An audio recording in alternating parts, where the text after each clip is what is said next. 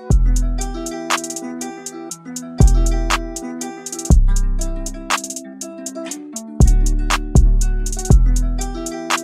good, YouTube? And as you can see by the title, long live Takeoff. You dig what I'm saying? Long live Takeoff. Give a prayer to his family, Quavo, Offsett, just everybody in his camp, his label, his family. You know what I'm saying? Just give a prayer to everybody, his celebrity fans, anybody that was affected by this. You feel me? We're gonna talk about this. We definitely gonna do some talking today. But look though, so I had woke up this morning. My dentist had called me, so I answered the phone or whatever. And while I was on the phone, I'm like, well, let me check my Instagram real quick. I checked my Instagram, and it was the first. No, it wasn't even the first thing that popped up. It's crazy. So I scrolled down a couple posts, and it had like a compilation, or like not compilation, but like a dump of like Twitter posts saying how Takeoff just got killed. And you know how people, the internet, like to just run with stuff. So I'm thinking, just talking. You dig what I'm saying? I'm thinking they just saying, oh, Takeoff just got shot and killed, y'all. You know how motherfuckers be quick to run to the internet. You know what I'm saying? They be quick to run to the internet and speak on something they don't even know about, probably wasn't even there. You dig what I'm saying? They just saying it just to say it, just to have something to say. But eventually it ended up getting confirmed that he did pass away. You know, so I'm gonna say again, long live Takeoff, rest in peace Takeoff, however you know what I'm saying, however you say that. Seeing that it said that he ended up dying due to a dice game, and that's what made me mad. You feel me? Cause like, I'm not saying either way it go, he shouldn't be gone. You feel me? Cause like November is like a bad month for rappers apparently. Cause King Von died 2 years ago in like 5 days in November. Mo 3 died November 11th. You feel me? Of 2020. Thinking about their deaths and thinking about how all these rappers been dying lately, it made me mad. And I normally don't even, you know, do videos on like specific topics, just like without reactions. Normally if I'm doing this, I'm doing story times.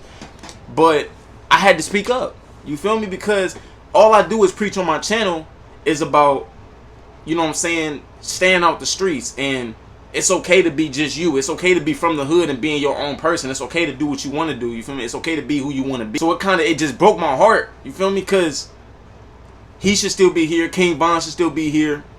Mo 3, XXXTentacion, Jimmy Wapo, who they don't even talk about for real. Jimmy Wapo should still be here. It's a lot of rappers that passed due to Pop Smoke. It's a lot of rappers that passed due to gun violence that should still be here. Saying, and the thing about, I want to talk about the dice game situation because I seen a lot of people posting like, oh, it was a dice game, a nigga down 20K and he just mad, he in his feelings right now. That don't matter, bro. That don't matter.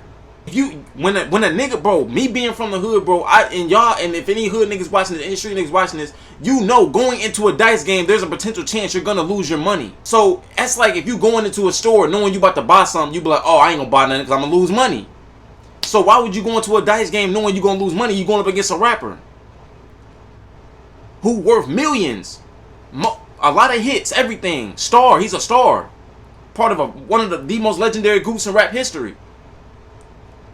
So I can't speak on why they start shooting. I can't speak on none of that. But from what I know and from what I've seen, dice games get ugly.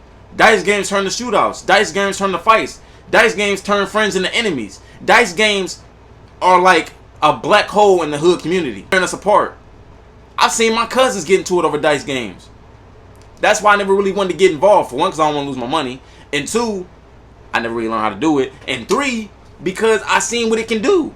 You think I want to go in here, say I got like 5 bands, and I go into a dice game, I lose all 5, nah, I'm mad. I can't be mad. I knew what I was doing. It's like you don't see a nigga going into casino and betting all that money and shooting up the casino because he lost his money. Oh, niggas only do that shit when it's other niggas. If we keeping it real, niggas only do that shit when it's other niggas. And that's sad, bro, because you don't see the people in the Jewish community doing that shit. You don't see people in the white community doing that shit in the suburbs. Why you think whenever we get rich, we go to the suburbs? Because that's where it's safe at. That's what we good at. And nowadays, you're not even good out there. You see what happened to Pop Smoke? You're the only ones who got the mindset that when a rapper posts all their jewelry and money, they stare at the picture like, this is the nigga I'ma rob. For what? What you gonna rob that nigga for? Why can't you do what he do and go get the money yourself and chase it? They print money every day. Why can't you chase the bread? Why you gotta take it from this nigga?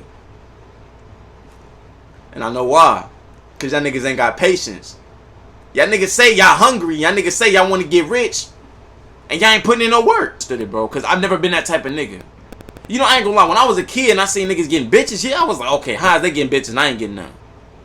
I could see that from a point of view, but I ain't never let it take me to the point where I wanted to kill a nigga or rob a nigga because he had more bitches than me. No. If anything, I'm gonna put in the work. I'm gonna get my style up. I'm gonna work on my weight. I'm gonna do this and that to get better so I can get the bitches. I'm not finna go kill this nigga and rob this nigga just to impress some bitches. It's gonna make me look more goofy in the end. So it's the same thing with money. Like when Floyd Mayweather went to that game with like 4 houses on his neck.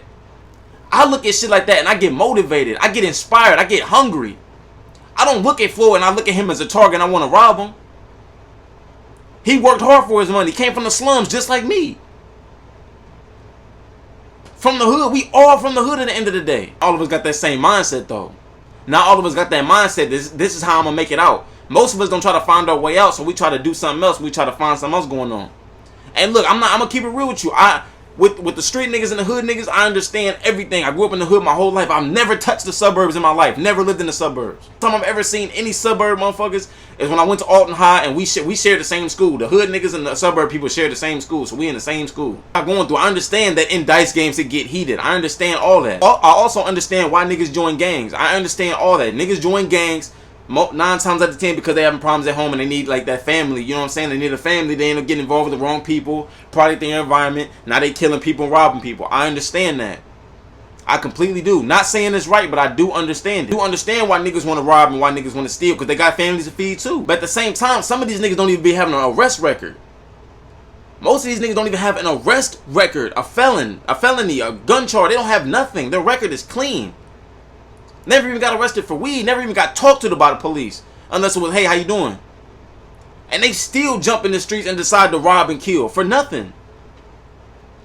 What's wrong with staying on the sidewalk? Understand, what's wrong with staying out of harm's way? Why do we get in harm's way to prove a point, to look tough? Went to the shooting range today. I ain't gonna lie, that bitch jammed on me. I ain't gonna lie, that bitch definitely jammed on me. But as I got the hang of it, I was clicking that bitch. I ain't gonna hold you. Me shooting that gun, the whole entire time I'm shooting that gun, I'm thinking like, I don't even want to use this on another human being. Because me, bro, I punch. I know that living in the world we live in now, niggas got switches, ARs, pistols. And mind you, St. Louis like 30 minutes from me. That's nothing. That's a drive. Right? It's like literally a bridge that's connecting us right to them. So I can have my gun on me, get on the bridge. As soon as I cross the bridge, I can pull my gun right out. Open carry. Just can walk around with poles, like drakes, all that. Niggas ain't trying to fight no more. So I know I need it to protect me and my friends, or I need to protect me and my mom or me and my brothers if we out doing something. But I don't want to have to, you know what I'm saying, go to that length. And that's just me from growing up and experiencing what I experienced. When I was asleep, I didn't start hearing my first gunshots till I was in 4th grade. When I first moved to Mexico. And that shit scared the shit out of me. I thought it was thunder. My mom told me to get down. They shooting. I've seen things and been through some things that I got story times about that I'm not going to explain on here, but I'll explain in story times. That I've seen and heard that made me realize that the streets is not where I want to go. Because I could have jumped out there. I could have jumped in the streets. I could have offered to play dice with them niggas. Like, it's dumb situations like that that's keeping us held back from reaching our full potential. All these other races reaching their full potential. So, like, what's wrong with us? And I said this on my Instagram. I'm not screaming Black Lives Matter no more. Not only because they just bought that, like, that $2.2 million mansion with donation money. Which is also why I don't donate, but that's a different topic. Because we rioting and tearing down buildings and stuff. I mean, I know it's not just us, you know, it's some white people involved, some Mexicans involved, some, you know, other races involved, and also that too. You know, some people just want to join in. But when George Floyd died, we were screaming Black Lives Matter need to stop. Lil Baby made a song about it. And guess what? We lost like what? It's 2020. We lost King Von, Mo3, MB Rock, Takeoff. We lost 4 different rappers. Probably even more. Trouble. We lost Trouble too, so 5. We lost, no, Young Dolph. We lost 6. We lost 6 rappers since then. Draco the Ruler got stabbed, but 7. Draco the Ruler died too. And that was last year. And then this year we lost PNB Rock. We lost Mo3 and King Von 2020. We lost PNB Rock. We lost PNB Rock Takeoff this year. We lost Young Dolph and Trouble last year. Oh no, I think we lost Trouble this year. Either way it go,